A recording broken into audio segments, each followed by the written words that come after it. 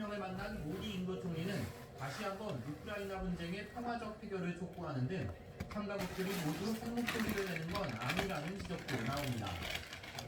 YTN 신동입니다.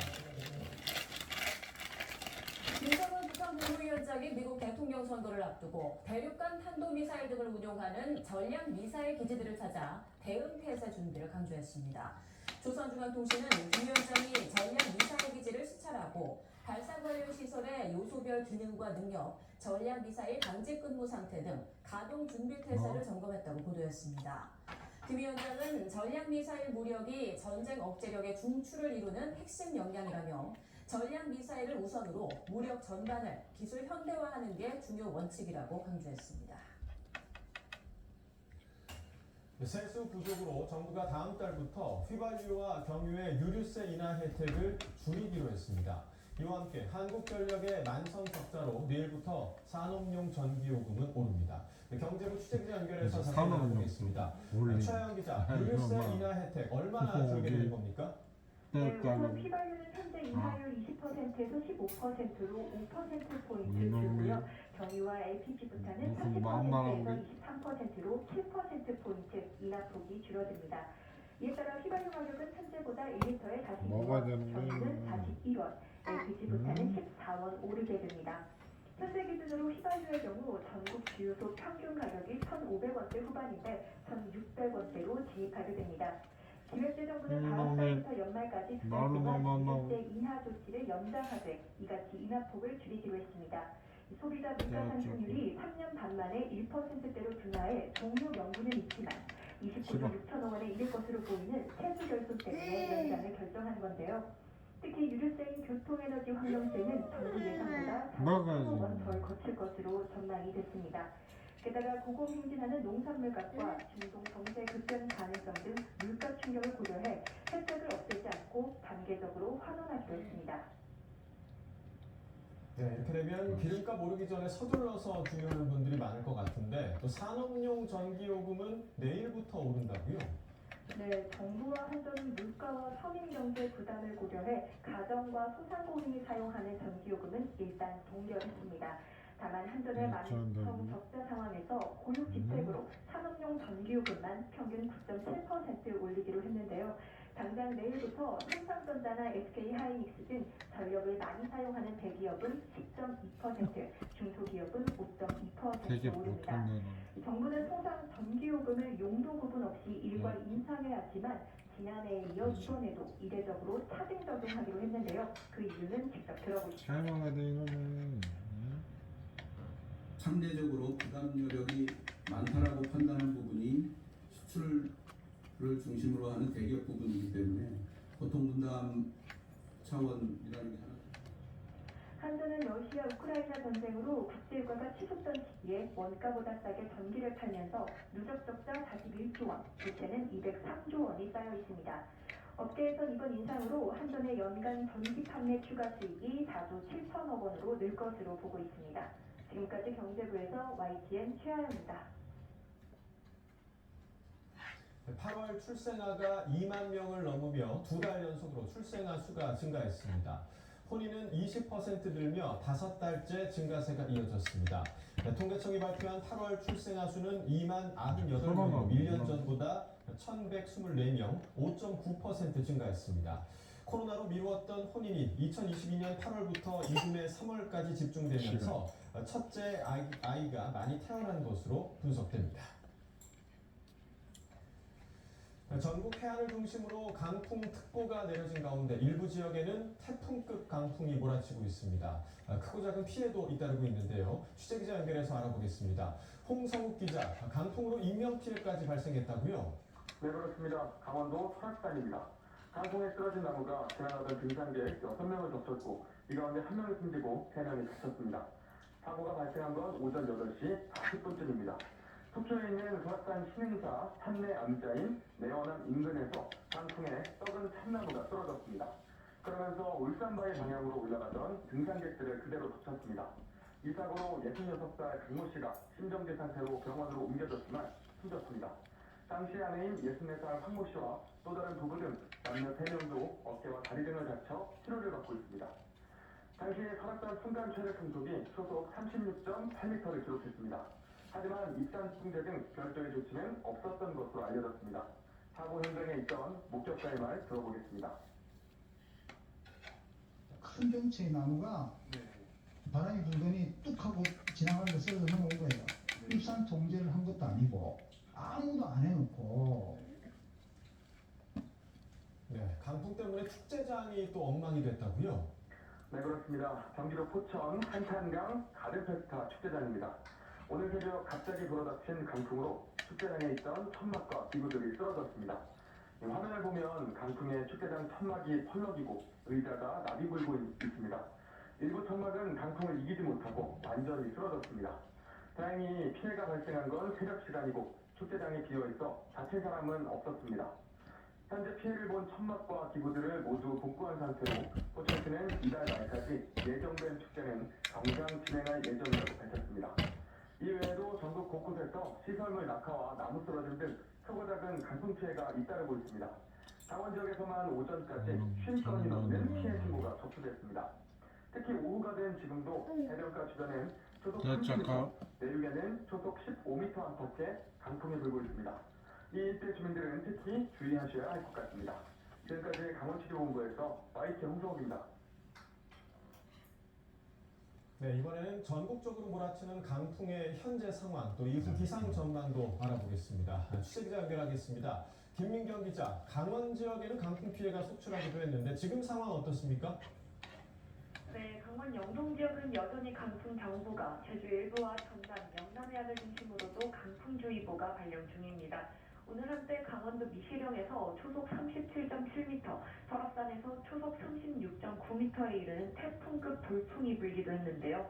한반도 동쪽으로 저기압이 위치한 가운데 서쪽에서 고기압이 확장하면서 두 기압 차이로 인해 바람이 강하게 부는 겁니다. 특히 서풍이 태백산맥을 넘어 바람이 강해지는 일명 팬 현상에 의해서 강원 영동을 중심으로는 바람이 더욱 강해진 건데요. 지금도 강원 산간과 해안을 중심으로는 초속 15m 안팎, 일부 내륙에도 초속 10m 이상의 강한 바람이 불고 있습니다. 강한 바람의 전해상에는 풍랑특보도 발효 중인데요. 해상에서는 초속 10에서 18m의 강풍과 함께 물결도 최고 5m로 매우 높게 일 걸로 보여 주의가 필요합니다. 오후에는 저기압이 점차 동쪽으로 빠지고 서쪽에 고기압이 확장하면서 강풍 세기는 점차 약해질 전망입니다. 네, 찬바람에 기온이 뚝 떨어져서 내일 아침에는 올가을 최저 기온이 예상된다고요? 네, 그렇습니다. 구름 뒤로 북쪽에서 상층 기온이 영하 15도 안팎의 강한 한기가 내려오면서 기온이 뚝 떨어지겠는데요. 지금도 대전 18.3도, 서울 15.2도 등 중부를 중심으로는 15도 안팎, 서귀포 22.4도, 부산 20.9도 등 남부도 20도 안팎으로 예년과 비슷한 쌀쌀한 날씨를 보이고 있습니다. 내일은 오늘보다 3에서 9도가량 더 낮아서 전국 대부분 지역에서 아침 기온이 5에서 10도가 예상되는데요. 오늘 11.4도였던 서울 아침 기온이 내일은 7도까지 4도 이상 낮아지겠고 바람이 강해 체감 온도는 6도까지 내려갈 전망입니다. 특히 일부 내륙과 산간을 중심으로는 서리가 내리는 곳이 있을 걸로 보여 밤부터 아침 사이에는 도로 살얼음에도 각별한 주의가 필요합니다. 갑작스레 낮아진 기온은 내일 낮부터 다시 차차 올라 모레는 서울 아침 기온이 10도, 낮 기온이 23도 등 평년보다 높아질 전망입니다. 지금까지 과학기상대에서 YTN 김민경입니다. 네, 이른바 36주 낙태 의혹과 관련해서 병원 원장과 집도인에 대한 구속영장 심사가 진행되고 있습니다. 경찰은 수술 당시에 태아가 살아있었던 것으로 보고 이들에게 살인 혐의를 적용했습니다. 취재기자 연결해서 알아봅니다. 배민혁 기자, 피의자 신문은 끝났다고요? 네, 그렇습니다. 오전 10시 반부터 병원장과 집도인에 대한 구속영장 심사가 서울중앙지방법원에서 진행되고 있습니다. 피의자들은 1시간가량 신문을 마친 뒤 법원 밖으로 나왔는데요. 혐의를 인정하느냐는 등의 취재진 질문에 아무 답도 하지 않았습니다. 태양에서 들어오는 것 같습니까? 재판부에 어떻게 설명하셨는지 한 말씀만 부탁드립니다. 이분들 뭐라고 설명하셨나요? 앞서 경찰은 이른바 36주 낙태 의혹과 관련해 수사 개시 3개월 만에 처음으로 피의자들에 대한 구속영장을 신청했습니다. 지난 6월 임신 36주 차에 낙태 수술을 받았다는 영상이 유튜브에 공개되고 큰 논란이 일자 보건복지부는 살인 혐의로 경찰에 수사를 의뢰했는데요. 낙태죄의 경우 지난 2019년 헌법재판소가 헌법 불이치 결정을 내린 뒤 국회에서 관련 입법이 지연되며 처벌 근거가 사실상 없는 상태이기 때문입니다.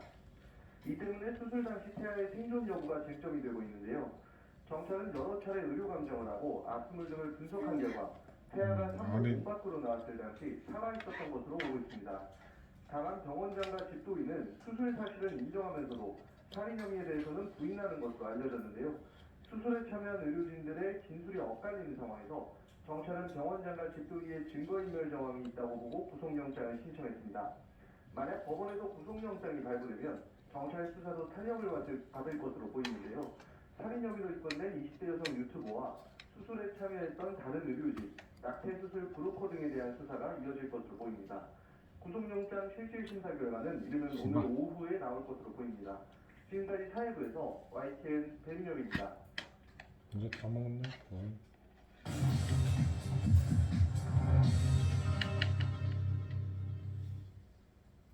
많은 관심을 받고 있는 사건 사고들 짚어보겠습니다. 지금 이 사건 오늘은 손수호 변호사와 함께하겠습니다. 안녕하십니까? 안녕하세요. 네, 자 이른바 임신 36주차 낙태 영상과 관련해서 오늘 집도인과 그러니까 병원장에 대한 영장 심사가 이루어지는 거죠? 네, 그렇습니다. 이 사건 굉장히 충격적이었죠. 네. 36주차에 낙태를 했다는 여성이 영상을 공개했고 이 영상을 본 많은 사람들이 처음에 믿지 않았습니다. 저도 이거는 실제로 가능한 일이 아니다. 사실이 아닐 것이다 라고 생각을 했는데 보건복지부가 수사 의뢰를 했고요. 경찰이 확인한 결과 이게 실제로 정말 낙태가 존재했다고 확인을 했습니다. 당시 영상 분석을 통해서 확인을 했고요. 또한 어느 병원인지까지도 확인을 했는데 중요한 거는 이게 좁은 의미에서의 낙태인지 아니면은 실제로 살인죄로 처벌할 수 있는 상황인지 등등 법적으로 굉장히 여러 가지 쟁점이 있는 사건입니다. 네, 그러니까 이제 경찰이 이들에게 살인 혐의로 구속영장을 청구한 거란 말이죠. 이 얘기는 결국에 이 태아가 산모로 배 밖으로 나와서 세상을 떠난 거다 이렇게 결론을 내준 거 아닌가요? 그렇습니다. 왜냐하면 이 사건은 단순한 어떤 사고 또는 뭐 사건, 범죄뿐만 아니라 넓은 의미로는 정치권의 문제까지도 연결되는 사안입니다. 왜냐하면 헌법재판소가 지난 2019년에 굉장히 중요한 결정을 내렸는데 낙태죄에 대한 헌법 불합치 결정을 내립니다. 우리 헌법은 그 전에 광범위하게 이 낙태를 처벌했습니다. 그래서 이른바 자기 낙태라고 하죠. 산모가 낙태를 한 경우에는 처벌을 받았습니다. 물론 적극적으로 모든 경우를 다 찾아서 처벌하지 않았습니다만 처벌 가능한 상황이었거든요. 하지만 2019년에 헌법재판소가 이거는 문제가 있다라고 지적을 하면서 헌법 불합치 결정을 내렸는데 그 취지를 먼저 살펴봐야 이 전체 사건이 좀 이해가 될 것 같거든요. 낙태죄를 처벌하면 안 돼라고 해서 낙태죄를 위헌 결정을 해버리면 해당 조항은 효력을 상실해버립니다. 그런데 헌법재판소는 그걸 원한 건 아니에요. 낙태죄를 처벌할 필요성이 있다. 다만 지금처럼 그 당시 규정처럼 임신 주차에 관계없이 전부 다 낙태죄로 처벌하는 것은 문제가 있어 보이니 기준을 제시합니다. 즉 임신 22주차를 기준으로 제시하면서 그 22주 이후에는 처벌하는 게 마땅할 것 같은데 그 전에 낙태한 경우에는 과연 처벌을 어느 정도부터 할지를 입법자가 즉 국회가 다시 한번 잘 정해라. 그리고 그렇게 정하기 전까지는 당시의 규정을 계속해서 적용을 하고 다만 2020년 12월 31일까지 개정하지 않으면 전체 효력이 사라지니까 그 전까지 1년 반의 시간을 줍니다. 법을 만들라고 사실상 국회에게 지시를 한 거나 마찬가지거든요. 그런데 국회에서 법을 개정하지 않았습니다. 그렇기 때문에 결과적으로 낙태죄를 처벌할 수 있는 규정이 아예 다 사라져버리고 결국은 지금처럼 임신 주차에 관계없이 정말 출산 직전에 만삭의 낙태죄도 처벌할 수 없는 상황이 됐거든요. 그러다 보니 경찰 입장에서도 낙태죄는 처벌 못해요. 처벌할 수 있는 것은 살인입니다.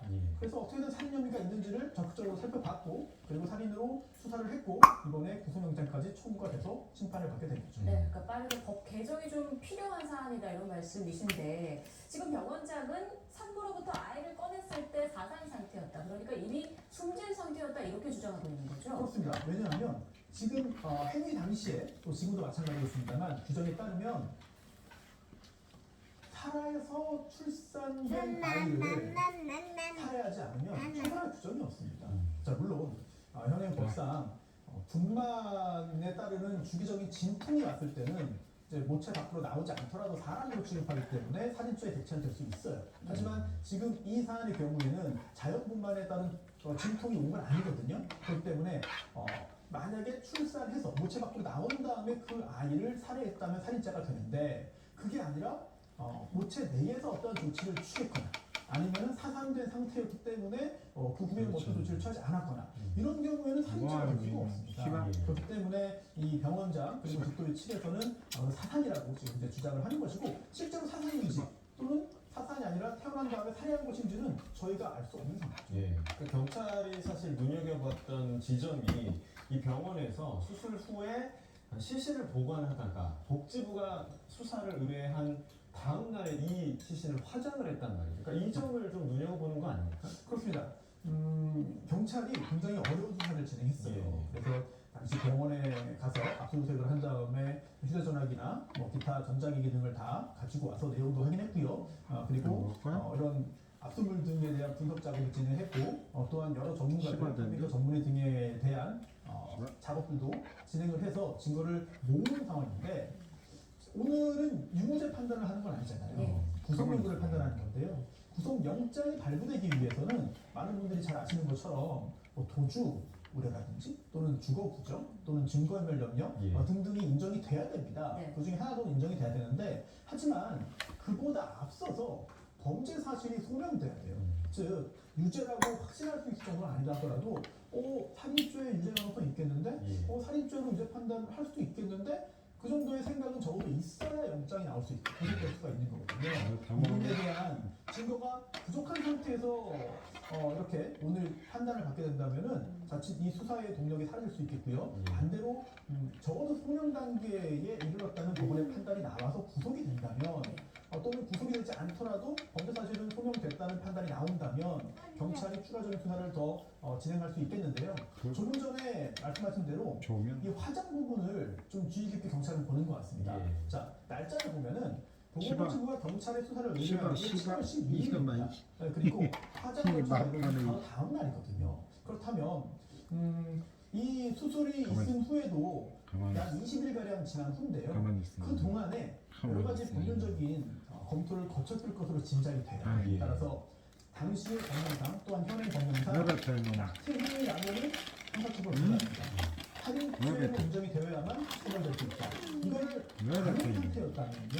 그렇게 가정한다면 만약 낙태가 분명하다면 굳이 이렇게 무리한 행동을 할 필요가 있었겠느냐. 라는 경찰은 의심을 할 필요가 있겠고요. 또 하지만 이거 하나만 가지고 살인죄라고 또 몰아갈 수는 없거든요. 경찰이 굉장히 여러 가지 힘든 수사 작업을 했을 것으로 생각합니다. 네, 그러니까 범죄 사실부터 소명이 된다, 돼야 한다 이런 말씀이신데, 네. 수술실 내부에 CCTV가 없잖아요. 그래서 좀 수사에도 어려움을 겪고 있는 걸로 전해지고 있는데, 그 밖에 어떤 부분들이 좀 중요한 증거라든지 중요한 부분이 될까요? 일단 이제 진술이 많이 있을 거예요. 현재 이 건 관련해서 입건된 사람들이 뭐 소개를 한 일부 브로커도 있고요. 그리고 영상을 올린 이 수술의 당사자인